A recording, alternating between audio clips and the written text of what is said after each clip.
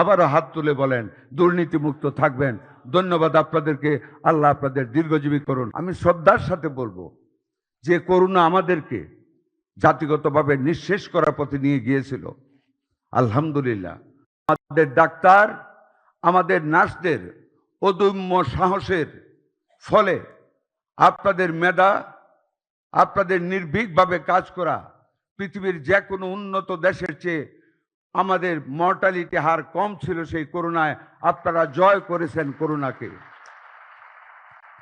গত 17 বছরের সরকারি অব্যবস্থাপনায়, মিজেলসের ভ্যাকসিনের অভাবে, অ্যান্টি রেবিস ভ্যাকসিনের অভাবে আমরা যে সংকটে পড়েছিলাম, মাননীয় প্রধানমন্ত্রী অনিদ্রায় বুকে রাতের অন্ধকারে আমাদের সাথে যোগাযোগ করে আমাদেরকে কাজে নিয়োজিত করেছেন। আপনাদের সহযোগিতায় আমরা সেই মিজেলসকে আমরা মোকাবেলা করতে সক্ষম হয়েছি। সারা বাংলাদেশ ব্যাপী আমরা মিজেলসের টিকা সংগ্রহ করে আপনাদের সহযোগিতায় আমরা 5 তারিখ থেকে 18টি জেলার 30টি উপজেলায় কাজ শুরু করেছি। গত 12 তারিখ থেকে ঢাকা সিটি কর্পোরেশন, ময়মনসিংহ এবং বরিশালে কাজ করা শুরু করেছি। আপনারাই জানেন আপনাদের তত্ত্বাবধানে আগামী 20 তারিখ থেকে সারা বাংলাদেশ ব্যাপী আমরা মিজেলসের টিকার কার্যক্রম শুরু করব, যার উদ্বোধন বগুড়ায় করবেন আমাদের গণপ্রজাতন্ত্রী বাংলাদেশ সরকারের মাননীয় প্রধানমন্ত্রী জনাব তারেক রহমান। আমরা আপনারা বিভিন্ন স্পটে গিয়ে আমরাও সেই কাজের অংশীদার হব। আপনাদের প্রশংসা কিন্তু আমি সব জায়গায় করি। একটি কথা শুধু বলতে চাই, আমি আগেই আপনাদের কাছে ক্ষমা চেয়ে নিচ্ছি, জনগণের স্বার্থে, আপনাদেরও সন্তানদের স্বার্থে। আপনাদের বক্তব্যে বলেছেন উপজেলা কমপ্লেক্সগুলির পাশে অনেক ক্লিনিক গজিয়ে উঠেছে। আমি আবারও বলি আপনাদের কাছে ক্ষমা চেয়ে নিচ্ছি। আমি যদি বলি যে এত ক্লিনিক গজিয়ে ওঠার পিছনে কিছুটা আপনারা দায়ী, রাগ করবেন? রাগ করেন না, ক্ষমা চাইলাম। আমার বাড়ির একটা কাজের মেয়ে পেট ব্যথায় ভুগছে গ্রামে, তাকে পাঠালাম মনোহরদী উপজেলা হেলথ কমপ্লেক্সে। সাথে সাথে লিখে দিল আলট্রাসোনোগ্রাম করতে হবে, এক্স রে করতে হবে, 2 দিক থেকে। ওইখানে করলো, রিপোর্ট দিল, 17টা ওষুধ দিল। আমরা তো শিক্ষিত মানুষ মোটামুটি, আমি এটা বন্ধ করলাম। আমি ঢাকায় নিয়ে আসলাম ওকে। ঢাকায় এনে আমি এবার কেয়ারে তার এক্স রে করালাম। ওই এক্স রে রিপোর্টের সাথে কোনো মিল নেই। ডাক্তার হাসলো, বললো এই ওষুধও লাগবে না, 2টা মাত্র ওষুধ দিল। আমি যেই কথাটি বলতে চাই, I want to draw your kind attention with forgiveness to me. আপনারা যারা ডাক্তার, দয়া করে রুগীগুলিকে ওই লোকাল হসপিটালে পাঠিয়েন না। খেয়াল রাখবেন দালালরা যাতে রুগীগুলিকে কেড়ে নিয়ে ওই ক্লিনিকগুলি না পাঠাইতে পারে ক্লিনিকে, ওরা নিঃস্ব হয়ে যায়। আমার গ্রামের মানুষগুলি গরিব। আপনারা তো 90% গ্রাম থেকে এসেছেন। ডানে বামে পিছনে সামনে তাকালে দেখবেন গরিব, রোগের টাকা অর্জন করতে পারে না, যোগাতে পারে না। আপনারাও সাহায্য করেন।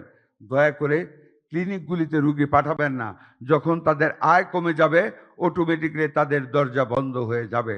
আর যেগুলি ভালো চলে যাতে ভালো করে করতে পারে আপনারাও ভিজিট করবেন।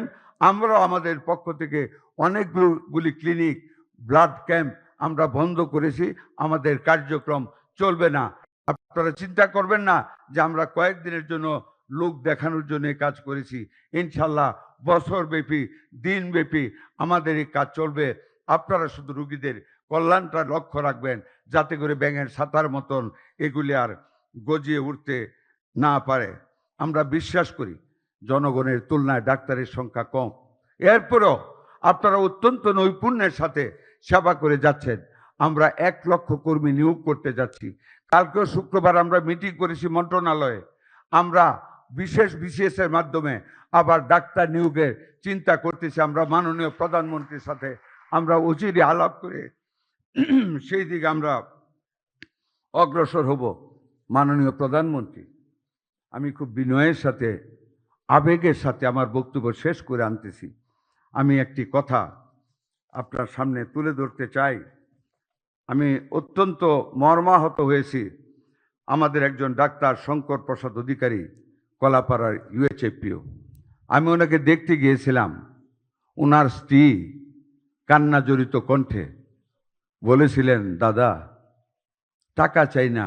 যখন আমি মাননীয় প্রধানমন্ত্রী আপনার সহযোগিতার কথা বললাম, কেঁদে কেঁদে বললেন, দাদা আমি টাকা চাই না, আমার সম্পদ বিক্রি করব, আমার চাকুরির টাকা অগ্রিম নেব, শুধু আমার মাথার সিঁদুরটা যেন উঠে না যায় সেই ব্যবস্থা করেন।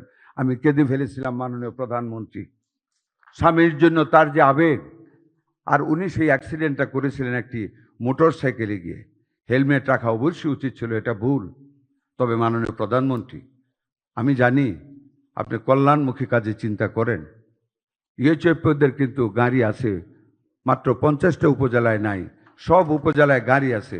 যদি দয়া করে, আমরা একটা অর্থনীতিতে পড়েছিলাম, মোবিলিটি অফ গুডস যখন ইনক্রিজ হয় জনগণের আয় বৃদ্ধি পায়।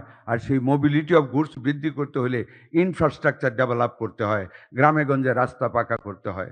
মাননীয় প্রধানমন্ত্রী, আপনি গাড়িটার তেলের এবং ড্রাইভারের ব্যবস্থা যদি করেন, ইউএচএফপিওরা সারা উপজেলাব্যাপী যখন তখন রুগীদের ডাকে ওনারা যেতে পারবেন। এটা ওনাদের একটা আত্মমর্যাদা, এই লেভেলের অফিসারদের সবারই আছে, ওনাদেরকে দেওয়ার জন্য আপনি চিন্তা করবেন। মাননীয় ইউএচএফপি বৃন্দ, আমার বক্তব্য শেষ। আমি শুধু আপনাদের কাছ থেকে একটি আশ্বাস পেতে চাই, আপনারা নিয়মিত অফিস করবেন। হাত তুলে বলেন। মাননীয় প্রধানমন্ত্রী, ওনারা নিয়মিত অফিস করবেন, ভালোভাবে রুগীদের দেখবেন, দুর্নীতিমুক্ত থাকবেন। আবারও হাত তুলে বলেন, দুর্নীতিমুক্ত থাকবেন। ধন্যবাদ আপনাদেরকে। আল্লাহ আপনাদের দীর্ঘজীবী করুন। আসসালামু আলাইকুম ওয়া রাহমাতুল্লাহি ওয়া বারাকাতুহু।